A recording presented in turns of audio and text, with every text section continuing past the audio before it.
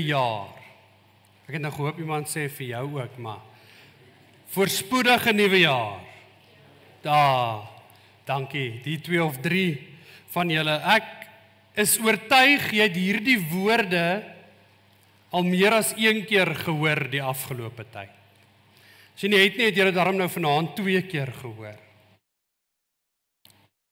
Ek dink ons sê hierdie woorde so gereeld en so maklik, voorspoedige nuwe jaar.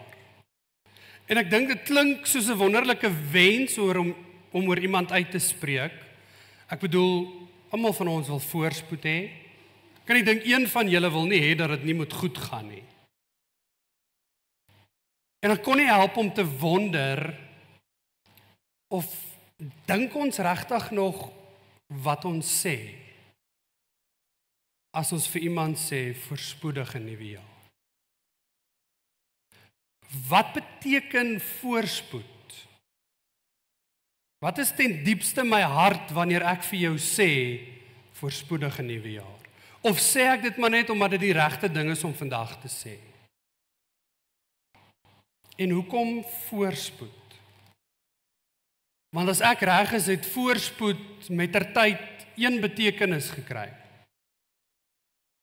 Voorspoed is dit wat gemeet word aan dit wat sigbaar, tasbaar en meetbaar is. 'n Voorspoedige nuwe jaar is 'n jaar waarin alles reg uitwerk. 'n Jaar met meer geld, 'n beter finansiële stabiliteit, 'n beter werk, 'n groter huis, 'n nuwe kar, gesondheid, kinders wat suksesvol is, planne wat realiseer. Dit klink vir my soos 'n voorspoedige jaar. Maar die probleem, vriende, lê daarin dat ons voorspoed en seën met mekaar verwar. En dat ons uiteindelik voorspoed die maatstaf maak waarmee ons meet of God goed is vir ons of nie. As ek nie voorspoed beleef nie, beteken dit dat God nie goed is vir my nie. Volgens Google beteken voorspoed 'n gunstige, suksesvolle en welvarende toestand in die lewe, waar dinge vlot verloop en jy geen materiële of geestelike seëninge mis nie, waar jy vooruitgang beleef sonder groot terugslag. Oeg, dit klink wonderlik. Gee maar dubbel daarvan vir my. Wanneer ons vir iemand sê voorspoedige nuwe jaar, dan wil ons eintlik vir jou sê, ek hoop jy het 'n jaar sonder struikelblokke, sonder pyn, sonder teleurstelling. Ek hoop jy het 'n jaar waar alles goed gaan. Maar vriende, ons weet dat die lewe nie so werk nie. Ons almal weet dat elke jaar het uitdagings, verliese, onsekerheid, seer. Soos ons vir mekaar sê dat voorspoed is die maatstaf van God se seën, dan beteken dit as ek nie so 'n goeie jaar gehad het nie, dan het God my nie geseën nie. So ek wonder, dink ons wat ons sê, elke keer as ons 'n WhatsAppie forward, ek weet julle lees dit nie eintlik nie, jy stuur hom maar net aan, want hulle moet net weet, voorspoedige nuwe jaar. Wat sê ons? Wat bedoel ons? Want is juis hier waar die Bybelse taal van seëninge totaal en al verskil van wat ek en jy dink seëninge van God moet wees. Ek dink ons moet liewer vir mekaar sê geseënde nuwe jaar. Want wanneer ek vir jou sê 'n geseënde nuwe jaar, dan praat ek nie net van jou omstandighede dat dit moet goed gaan nie. Geseënde nuwe jaar sê mag God by jou wees. Ongeag wat die jaar inhou. Seën in die Bybel het minder te doen met wat jy het en eintlik meer met hoe afhanklik jy van God is. Hoor julle die verskil? God se seën gaan minder oor wat jy het en meer hoe afhanklik jy van God is. Matteus 5 is 'n wonderlike teks wat ons help om hierdie verskil in die Bybel raak te sien. Jesus begin sy bediening en een van die eerste goed wat hy vir mense, 'n crowd preek, is om vir mense te sê, geseënd is jy wanneer jy swaar kry. Dan dink ek vir myself, dis totaal anders as voorspoed. Jesus sê, geseënd is jy as jy treur, geseënd is jy as jy arm is van gees, geseënd is jy as jy honger en dors, geseënd is jy as barmhartig is, jy is geseënd as jy vervolg word. Ek weet nie of ons dit sou vergelyk met voorspoed nie, want dit klink nie soos voorspoed nie.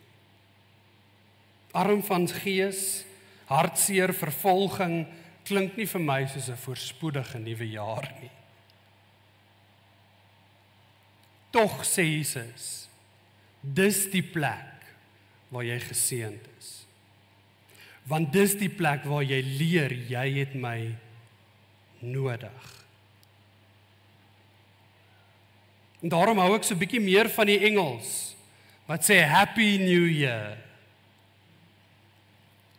Want Matteus 5 vers 3 sê geseënd, en ons weet in die Grieks daardie woordjie geseënd beteken ook gelukkig. So Happy New Year beteken gelukkig is jy as jy weet hoe jy afhanklik jy van God is. Soos ek vir jou gesê, ek wens vir jou 'n geseënde nuwe jaar, sê ek eintlik vir jou, ek wens vir jou 'n jaar toe waar jy weet hoe afhanklik jy van God is.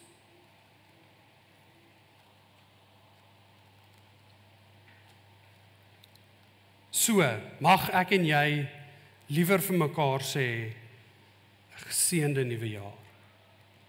Want dan sê ons, mag jy God se nabyheid ervaar. Mag jy ontdek dat jou waarde lê nie in prestasie en hoe goed of hoe sleg hierdie jaar is nie.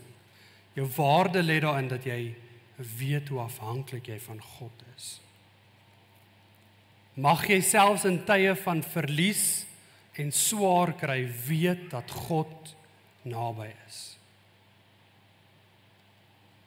Geseënd is 'n woord wat ruimte maak vir trane en vreugde, vir oorvloed en tekort.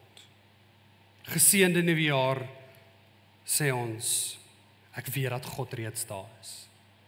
Voor jou, langs jou, agter jou. So ek wil jou uitnooi om nou 'n oomblik net vir die persoon langs jou te sê, geseënde nuwe jaar.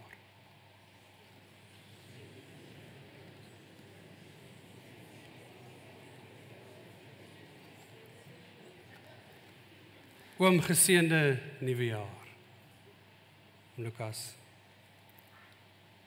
Vriende, en dit wat jy nou net oor iemand uitgespreek het, sê, mag jy weet hierdie jaar hoe afhanklik jy van God is.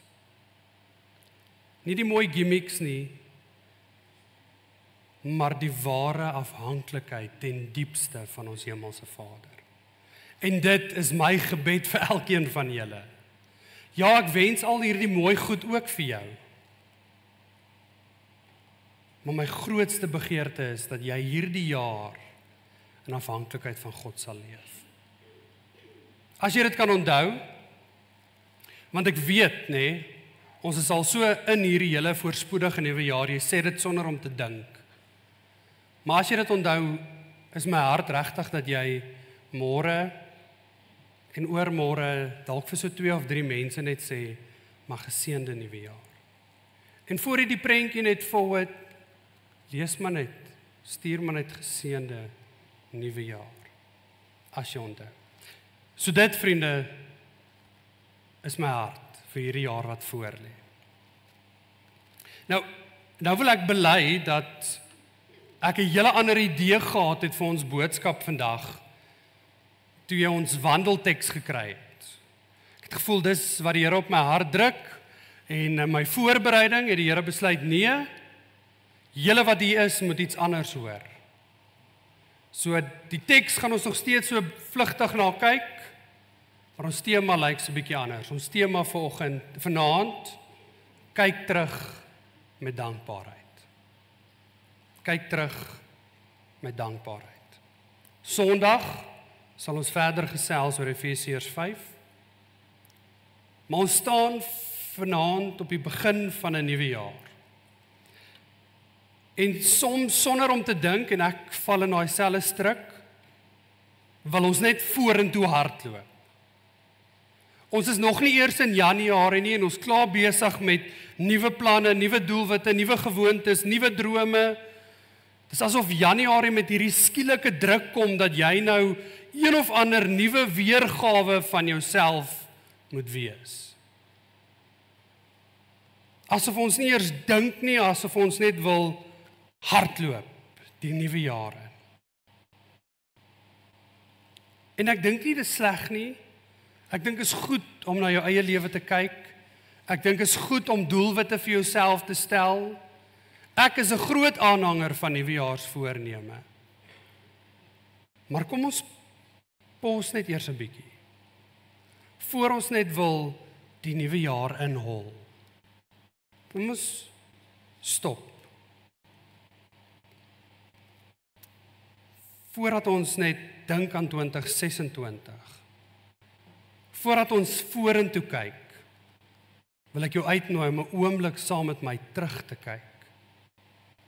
Met dankbaarheid. Om regtig die Here se guns, die Here se seën in jou lewe raak te sien. En nou wil ek teruggaan, dis hoekom ek in die begin gesê het wat ek gesê het. Seën beteken nie voorspoed nie. As ek wil terugkyk en net die voorspoed wil sien, gaan ek God mis. En ek wil vandag vir jou sê, jy moet besef dat dankbaarheid nie iets is wat natuurlik gebeur wanneer ek die heeltyd net gefokus is op die toekoms nie.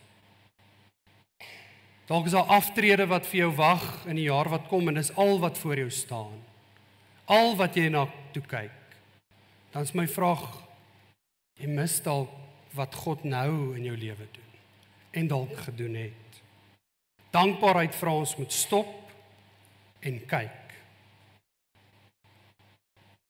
Psalm 105 sê in die Amplified, remember with awe and gratitude. Dink terug, onthou,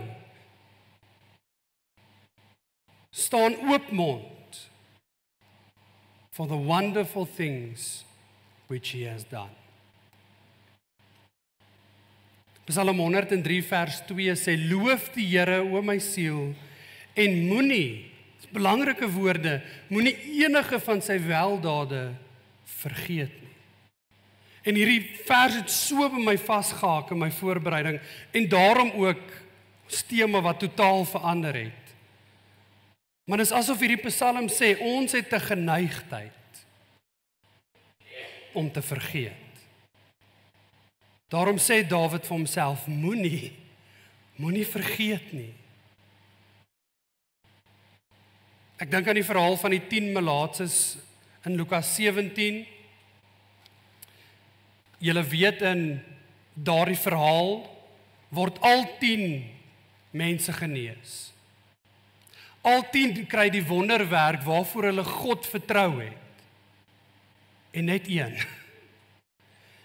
een draai om. En ek kan nie help om myself te vra, wat een van die 10 is jy? Want jy sien, ek en jy het hierdie geneigtheid dat wanneer ons kry wat ons by God wil hê, ek dalk meer as jy, is daar die volgende ding wat wag. En daarom vergeet ons om terug te draai en net te sê, Here, dankie vir die ongelooflike uitweg. Maar omdat ons so future focused is die hele tyd, so aan die gang is die hele tyd, stop ons nie net 'n oomblik om terug te draai. Of die tweede ding, is ons is soveel keer geneig om wanneer God 'n uitweg vir ons bring, te fokus op die volgende bekommernis. God het nou net voorsien, meer as wat ek ooit voor kon vra, maar wag, daar's nog iets wat wag. Here, die volgende ding. O Here, hier's nog iets. Of ons is die heeltyd so gefokus op dit wat hierdie jaar nie uitgewerk het nie. Die slegte, negatiewe goed van 2025. Dat ons die Here se weldade vergeet. Daarom kom die digter van hierdie psalm, en ek wil hê daai woorde moet in jou hart vassit, moenie sy weldade vergeet nie. Vriende, die ding is, ons brein is geneig om vas te haak by dit wat verkeerd gaan, nie by dit wat reg uitwerk nie. Sielkundige navorsing verwys hierna as negativiteitsvooroordeel. Studies wys dat negatiewe ervarings sterker en langer in ons geheue bly as positiewe ervarings. Baumeister en sy kollegas het dit baie eenvoudig gestel om te sê, bad is stronger than good. Met ander woorde, een slegte gebeurtenis het groter emosionele impak as 'n klomp goeie goed. John Gottman sê, sy studies wat hulle gedoen het, wys dat 5 positiewe goed, 5 positiewe interaksies, dis wat dit kos om een negatiewe ding uit te balanseer. So met ander woorde, 'n teleurstelling, konflik, iets sleg wat iemand vir jou sê, dra baie meer gewig as kompliment, vriendelike gebaar, goeie gesprek. En hierdie, vriende, is die rede waarom dankbaarheid so vrek moeilik is. Want dit kom nie net van self nie. Dit vra 'n keuse, dissipline, geestelike oefening. Die psalmdigter sê, moenie God vergeet nie. Hierdie woordjie vergeet in die Hebreëus word verbind aan die woordjie onoplettendheid. So wanneer hy sê moenie vergeet nie, dan sê hy eintlik vir jou, moenie onoplettend wees nie.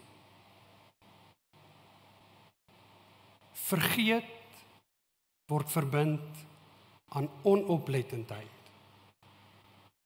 Die woordjie onthou aan die ander kant word meer as net 'n geheue ding, dis 'n daad.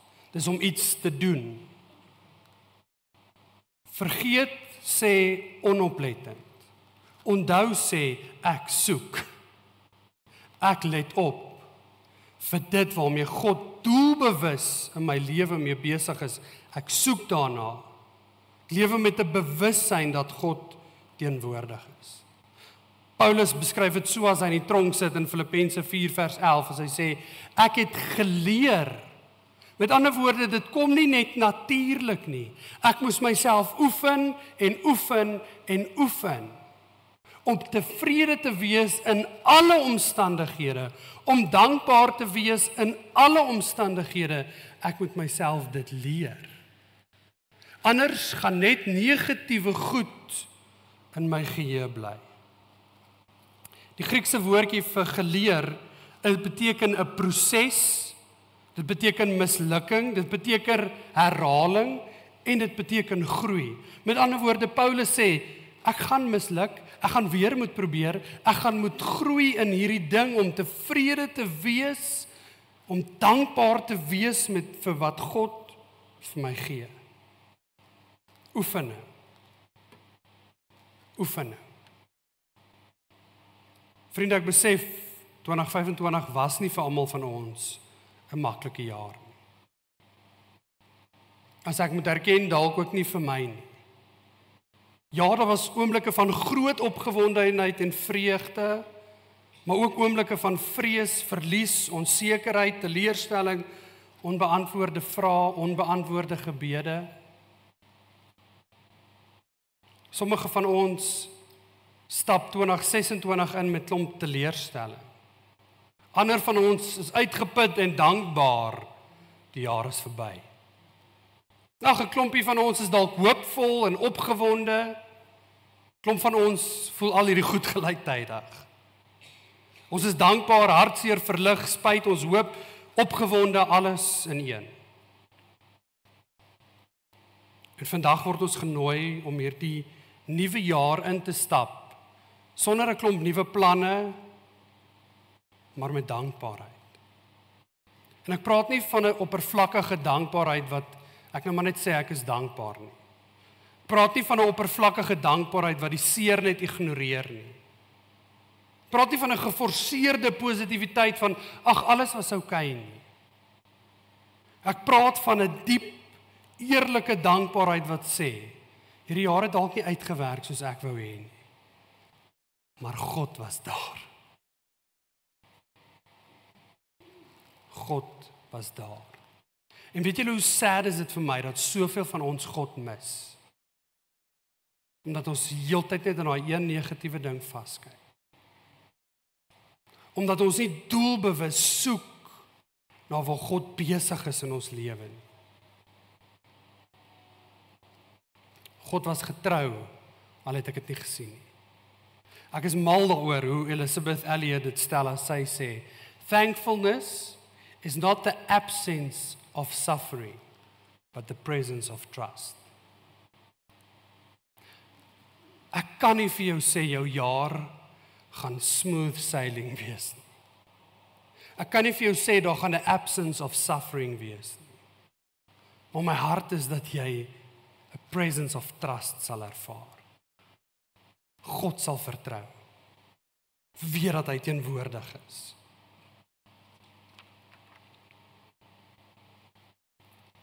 Ek sê weer, dankbaarheid vra nie, jy moet die seer en teleurstellings wat jy beleef het hierdie jaar ontken nie.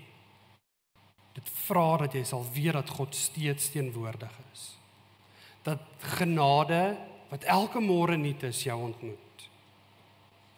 Dat jy sal raak sien daardie oomblikke van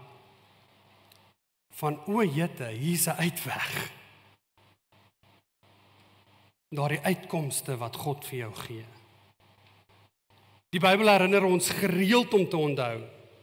Dis asof die Bybel 'n opskrif kan hê van moenie vergeet nie. Deuteronomium 8:11 sê, wees versigtig, wees op die uitkyk, dat jy nie die Here, jou God, vergeet nie. Ons teks wat ek uitgestuur het om te wandel, en ek het dit vandag ook gestuur, sê, moenie vergeet om altyd, in alles staan daaronder, vir God dankie te sê. Weet jy wat beteken hierdie woord dankie in die Grieks? Is eintlik ongelooflik. Hierdie woord dankie beteken om genade te erken. Om te besef, hierdie kon ek nie self gedoen het. Hierdie is genade. Die feit dat ek vanaand in hierdie kerkgebou sit, is genade. Daarom is ek dankbaar. Ek sien dit raak, erken God se genade in my lewe. Onthou is vir God so belangrik dat hy kom in Josua 4, dan steek die Israeliete die Jordaanrivier oor, dan sê God vir hulle, vat 12 klippe en sit dit op mekaar sodat dit 'n gedenkteken kan wees. Want raai wat? Binnekort gaan julle vergeet dat ek die God is wat jou deur die woestyn gebring het, dat ek die God is wat vir jou manna voorsien het, dat ek die God is wat vir jou water uit 'n klip gegee het. Jy gaan vergeet. Jou nageslag gaan vergeet, soos maak vir jou 'n herinneringsteken. Dan stop God nie daar nie. Samuel, in 1 Samuel 7, na 'n seisoen waar hulle net nederlaag en vrees en verlies beleef, bring God vir hulle oorwinning oor die Filistyne. Dan sê God vir Samuel, rig 'n klip op. Dan noem Samuel die klip Ebenezer. Tot hier toe het God my gehelp. Want Samuel, jy gaan vergeet. So rig vir jou herinneringsteken op. Hier is net so kantnota, by the way. Om vir jou te sê, ek wil jou uitdaag, rig vir jou herinneringsteken op. of dit iets is wat jy opsit teen jou muur by die huis, of dit 'n gebedsjoernaal is waarin jy neerskryf hoe God vir jou keer op keer voorsien,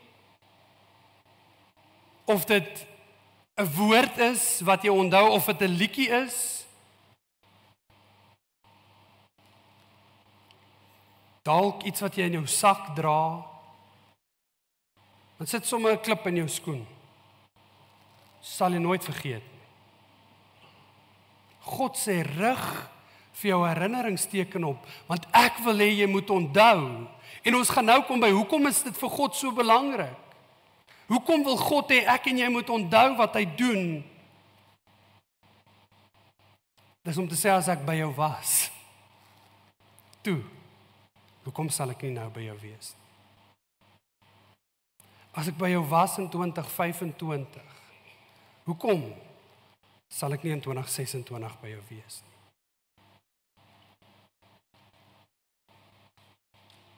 Paulus skryf in Tessalonisense 5:18, wees in alle omstandighede dankbaar. Wees dankbaar vir ook die verliese, maar ook die op een of ander manier het goed uitgewerk. Herken genade.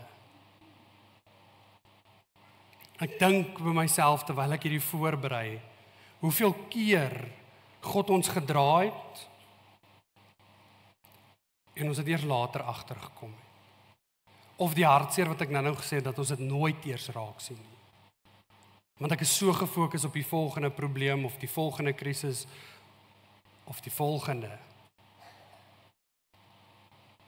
Ek wonder hoeveel van julle kan onthou die gesprekke in 2025 wat jou hart geraak het.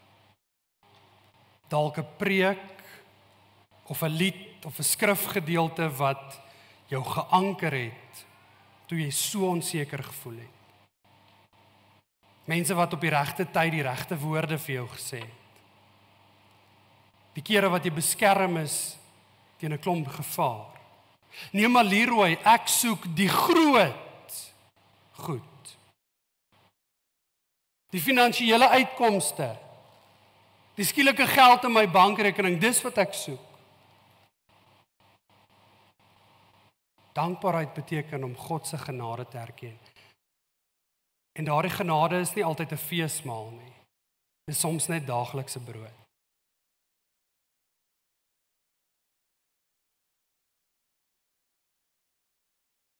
Ons het vir mekaar gesê, die tyd waarin ons is, wil ons die hele tyd vra, wat is volgende? Wat wag? Maar ek dink voordat ons dit vra, wil ek hê jy moet dink 'n oomblik aan, maar wat het God reeds gedoen? As ek nie in dankbaarheid gaan terugkyk na hierdie jaar wat verby is nie, kan ek baie maklik angstig en bekommerd voel oor die jaar wat voor lê. Maar vriende, en ek wil hê jy moet hierdie mooi hoor. Dankbaarheid herinner ons daaraan dat God my in die verlede gedra het en hierdie selfde God sal my in die toekoms ook dra. Miskien is die vraag waarmee hierdie jaar moet begin, maar waar was God reeds getrou? En hier het ek nou in bold gesit en ek het NBA geskryf. Die manier waarop jy vertrou, vorm die manier waarop jy gaan hoop op die toekoms.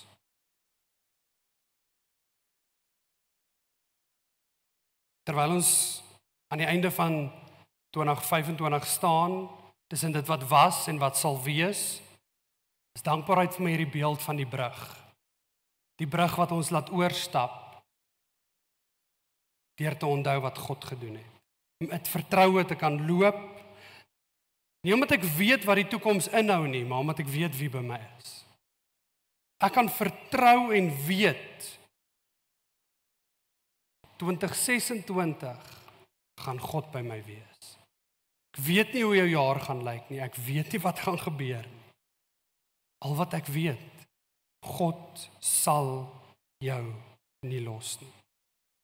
En mag dit die fundament wees waarop jy hierdie jaar bou. Daar's 'n kort storie wat ek graag met jou wil deel. 'n Man het een keer vertel hoe sy pa hom as kind geleer het, hoe stap mens in die berge. Hulle het op hulle eerste lang staptog hierdie hoë berg uitgeklim, dit was steil, dit was onbekend.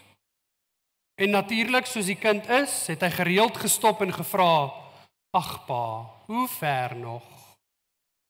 Pa, seker ons gaan nie in die verkeerde rigting nie. Weet jy, was ongelooflik wat hierdie pa toe gedoen het. Hy het nie 'n roetekaart uitgehaal nie, hy het nie groot verduidelikings gegee nie. Hoorie, hy het vir die seun gesê, draai om. Kyk hoe ver het jy al gekom. Kyk, wat kon jy al reg kry? En toe die seun die eerste keer besef, Jesus, kyk wat het ek gedoen. Toe kon hy stap, die onbekende in. En daarom in my hart wil ek vandag vir jou sê, kyk die struikelblokke wat jy al oorkom het. Kyk die genade op genade op genade wat God in jou lewe oor jou uitgestort het. Hoekom sal hy jou nou los? En daarom is ek mal daaroor dat selfs ek sien op nie. Kom en kyk. En dis die woorde wat ek so graag vir jou wil sê. Kom, draai om, kyk. Kyk wat God vir jou gedoen het. Anders gaan jy dit mis. Dankbaarheid beloof nie die pad vorentoe gaan maklik wees nie. Maar dit herinner my, ek kan hierdie onbekende bult klim. Ook omdat my pa by my is. Voor ons gaan afsluit, wil ek jou vra met dit wat jy nou gehoor het, en dit wat ek nou gesê het in gedagte, wil ek jou uitnooi om 'n oomblik om te draai, nie fisies nie, en te kyk. As jy 'n preekopsomming het, sal jy sien daar's 3 nommertjies. Ek vra jy om 'n pen bring. As jy nie een het nie, dan moet jy nou maar jou selfoon gebruik. Ek wil jy om 'n oomblik dink, 3 goed waarvoor jy dankbaar is in 2025. En ek vra weer uit my hart uit, dankbaarheid is nie net vir die feesmaal nie. Dit is ook vir die daaglikse brood. Sal jy 3 goed neerskryf waarvoor jy dankbaar is vir 2025? Ek gee julle 'n oomblik kans.